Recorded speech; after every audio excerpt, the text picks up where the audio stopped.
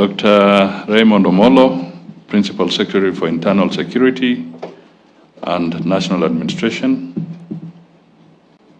members of the National Steering Committee on Peace Building and Conflict Management, members of the Independent Panel of Advisors, representatives of Sweden, Norway, and the United Nations Resident Coordinator's Office, and the United Nations Development Program, Archbishop Olesapit, other stakeholders and partners, distinguished guests, ladies and gentlemen, good morning. I am delighted to join you during this significant event for the launch of the Peace Building Architecture Review Report. On behalf of the government, I wish to thank the Independent Panel of Advisors, chaired by General Opande, the United Nations and embassies of Norway, Sweden, and other partners who have worked tirelessly to conduct this review and prepare the report. The findings and recommendations from the review process resonate with the challenges we face in sustaining and deepening peace in Kenya. Let us acknowledge this team of patriotic Kenyans who are committed to ensuring our country and our people enjoy peace and stability. Deepening and sustaining peace is a top priority of our government. Peace is an important precondition for us to achieve socio-economic transformation anchored on the bottom-up transformation agenda priorities and the Kenya Vision 2030. The moment is here for us, individually and collectively, to articulate a new national agenda for peace, to enhance shared prosperity among all communities across the country. And while we face these complex challenges from time to time, such deep self-reflections are important for ensuring we remain resilient as we build a more prosperous country. The recommendations of this report provide an opportunity for us to engage constructively on the issues that our young people have raised in recent months. It offers a new opportunity for us to strengthen our peace-building institutional arrangements. Implementation of the recommendations of this report will be a great first step in demonstrating that the government is listening and responding to the voices of the people. I have therefore requested PS Omolo to spearhead the implementation process, including constituting a broad-based team that will ensure no one is left behind in this great initiative. This process will demonstrate our resolve to deal with the escalating digital threats to our peace, which are manifested in information manipulation, online toxic content, fake news, and incitement. This should be prioritized in the implementation process. I'm well aware that peace-building work requires enhanced funding from the government and partners in this ecosystem. Let me reaffirm the government's commitment to enhance funding for this initiative, even as we appreciate the resource constraints that we face. Let me conclude by acknowledging all our partners, and I will repeat, including the United Nations, Sweden, and Norway, your technical and financial support, including helping us to set up a peace-building fund, will strengthen our journey towards a more peaceful country. I also wish to appreciate all the stakeholders that you represent during this forum. Your perspectives will enable us to achieve strong consensus on how the recommendations of this review should be implemented. Ladies and gentlemen, before I formally launch the report, let me just highlight one or two things. First, let me echo the remarks made by the Archbishop that we should never take peace for granted. It is a gift from God.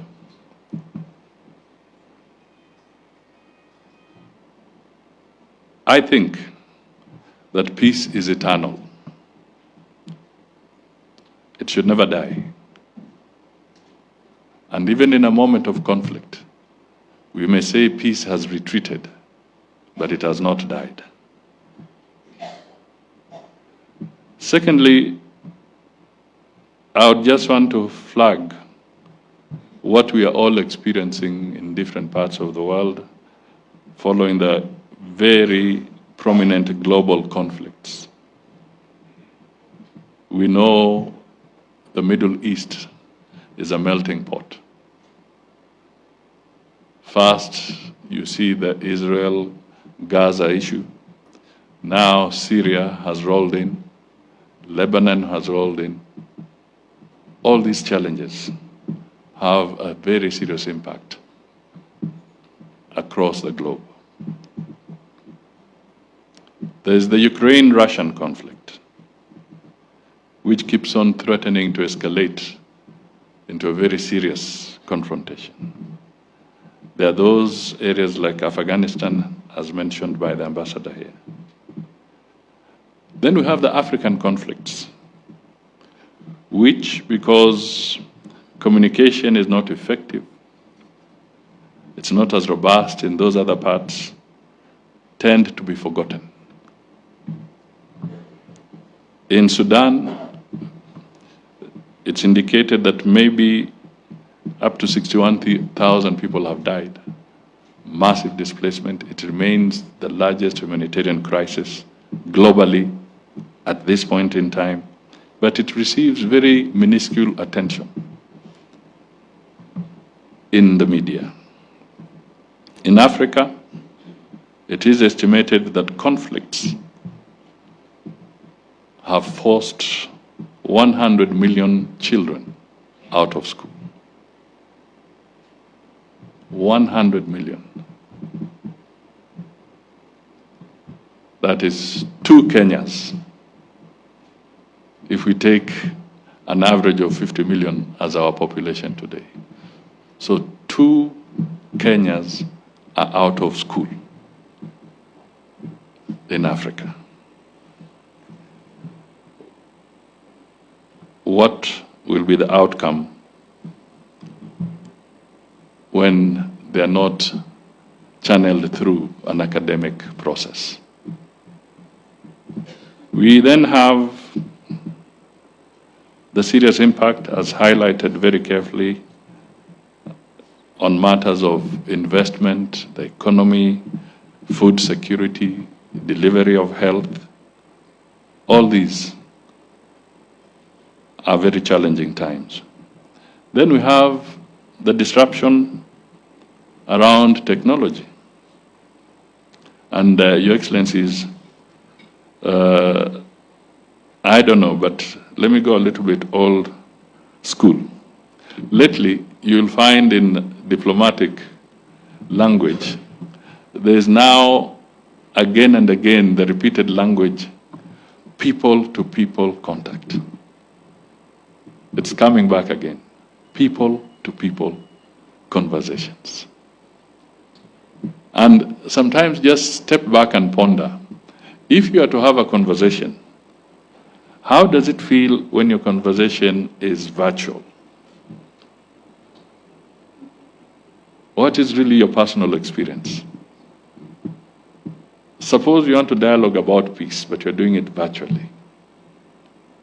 How tangible do you feel it's getting to you?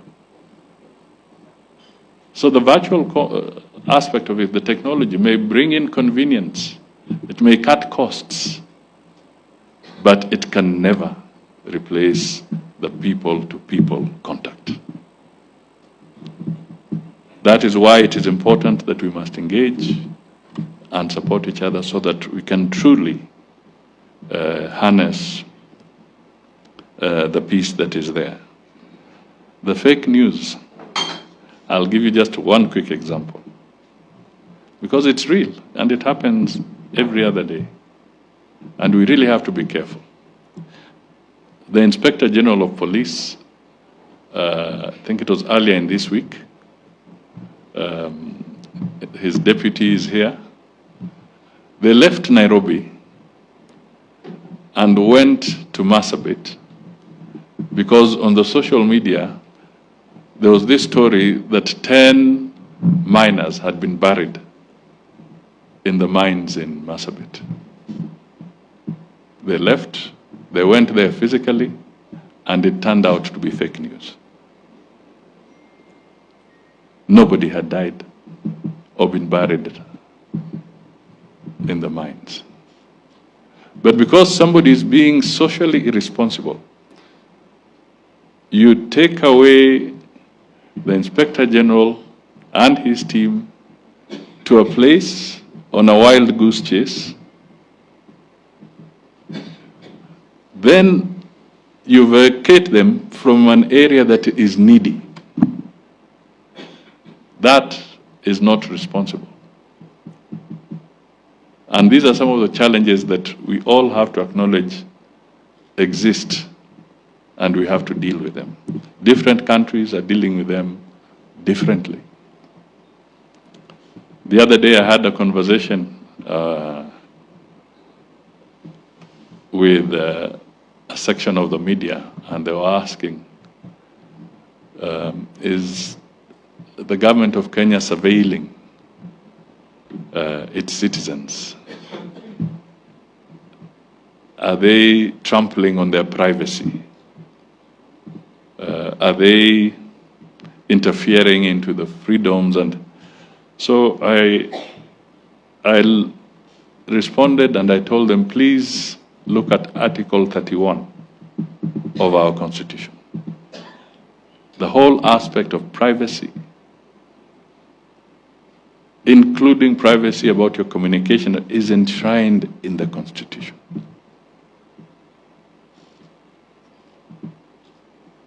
It is enshrined in the Constitution.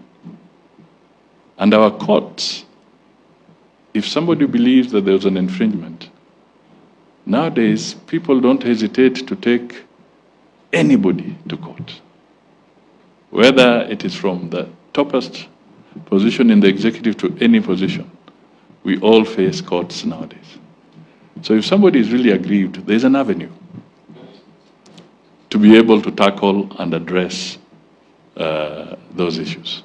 However, I also asked the person who was raising the question that let us also face it. If you land in Heathrow Airport, are there cameras or not? If you land in New York, are there cameras or not? If you landed in Dubai, do we have cameras or don't we? If you went to the airport in Stockholm or in Norway, there are cameras.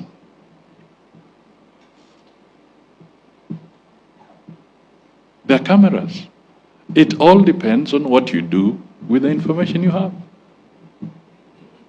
They are there to help in fostering security. Prevention is better than cure.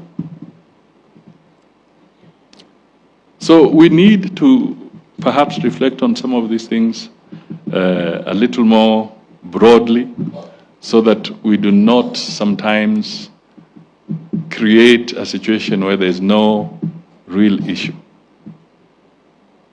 But our Constitution, which is very robust, safeguards the other aspects. But because today we are talking peace, let me just maybe conclude by drawing your attention to the famous statement by an Oriental sage, and it said, "The wise win the war before the fight, while the ignorant fight to win the war." let us be the wise. Let us dialogue. Let us talk so that we don't have to fight. That, to me, is a very, very critical message as we wind up the year. And I want to wish you all a very prosperous Christmas and a Happy New Year, the year 2025.